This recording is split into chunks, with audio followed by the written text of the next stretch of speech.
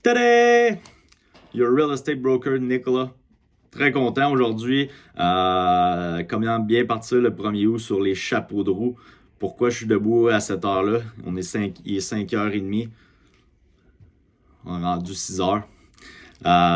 C'est les expirés, donc les propriétaires qui n'ont pas été en mesure de vendre. Il y a près de 500 contrats qui arrivent à échéance ce matin. 310 à Montréal, 179 en Montérégie.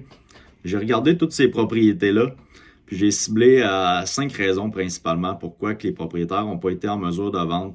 Ça va être de 1, le produit. Souvent, exemple, une propriété à 4 ou 5 millions, c'est sûr que le bassin d'acheteurs va être plus petit.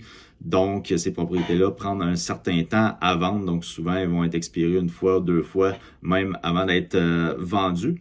Deuxièmement, je vous dirais 80% des cas, c'est une question de prix. Donc, rapport qualité-prix pour les acheteurs, c'est pas intéressant. Ensuite de ça, troisièmement, ça va être un vendeur qui n'est pas nécessairement motivé. Plusieurs propriétés, investissements, personne pas stressée, aisée financièrement. Lui, il attend, puis il est prêt à attendre plusieurs mois avant d'avoir son prix. Ça peut prendre 1 an, 2 ans. Puis il n'est pas stressé, ça peut être des propriétés qui leur amènent un revenu, donc c'est pas des gens qui sont à côté à gauche, comme on dit. Ensuite de ça, quatrièmement, ça va être la mise en marché. Est-ce que le produit est positionné de manière stratégique qui fait en sorte que ça sort du lot? Est-ce que les photos sont bonnes? Est-ce que la description est bonne? Est-ce que ça décrit bien le produit? Est-ce que c'est visible sur plusieurs sites Internet puis que les acheteurs sont en mesure de voir la propriété ou il est à la dernière page du site web? Donc ça peut être une raison aussi. Et dernièrement, rénovation, une propriété qui a plusieurs rénovations majeures à faire. Puis ça va toujours être sur le marché.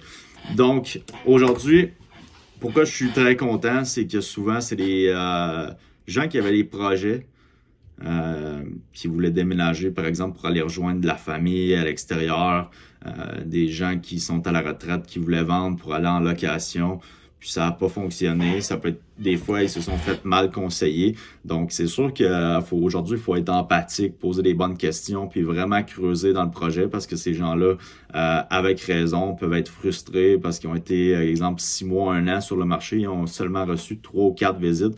Donc, pour eux, c'est fâchant. On entend souvent, écoute, je vais vendre par moi-même, les courtiers n'ont pas fait la job, je veux plus vendre. Et on les entend.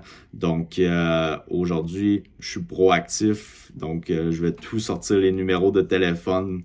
Puis, je vais regarder s'ils sont, bien entendu, pas sur la Do Not Call list. Puis, ensuite de ça, on passe à l'action.